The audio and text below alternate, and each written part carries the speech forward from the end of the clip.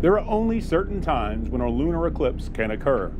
For a lunar eclipse can only occur when the moon is directly opposite the sun in the sky, hence a full moon.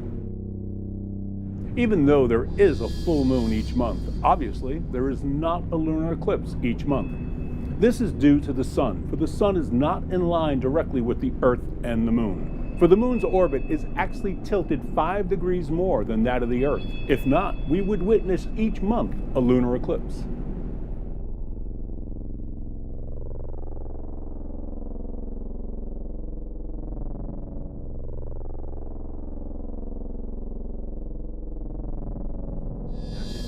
We here on Earth witness many more lunar eclipses than solar eclipses. This is due to the proximity of the moon to Earth, for the moon is over 300 times closer to the Earth than the sun. Also, with that proximity, it is much easier for the sun to block out the light of the moon than the moon to block out the light of the sun. Lunar eclipses can be seen in a much wider area around the world than a solar eclipse. Solar eclipses are not only rarer, they're seen by a much smaller percentage of people. So therefore, the lunar eclipse is much more prevalent than your solar eclipse. Although the Earth blocks all direct sunlight from the moon's surface, some of the rays do find their way onto the moon via the Earth's atmosphere. Parts of the sunlight spectrum are blocked or filtered out during this process. Red being the remaining frequency under normal circumstances. This accounts for the unusual appearance of a totally eclipsed moon as a copper red orb. However, depending on the amount of dust and clouds in the Earth's atmosphere, this color can change to yellow, orange, or brown. Some religions feel that the upcoming tetrad, which is the April 15th full moon, and the next 2 full moons have a very strong religious significance, and this is due to them falling on religious holidays.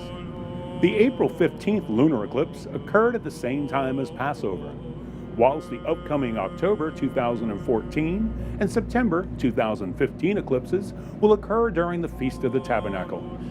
Although most astronomers and scientists do not believe there's any major significance in this at all.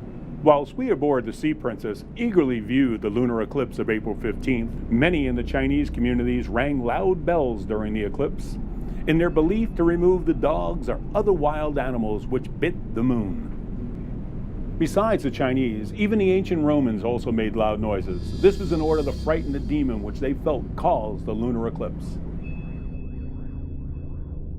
Even to this day, in the Aleutian Islands, the Eskimos during a lunar eclipse will turn their eating and cooking utensils upside down. This is to actually stop any diseases coming from the rays of what they feel is a diseased moon. The American Indian tribe, the Ojibwas, their belief was that during a lunar eclipse, the light of the moon was being extinguished.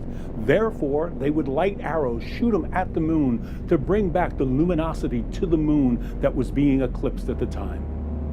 I do hope you enjoyed this little bit of information on our lunar eclipse that transpired April 15th. And I also hope on the upcoming eclipses, and that is going to be October 2014, September 2015, you'll remember this fantastic voyage through the South Pacific on the Sea Princess.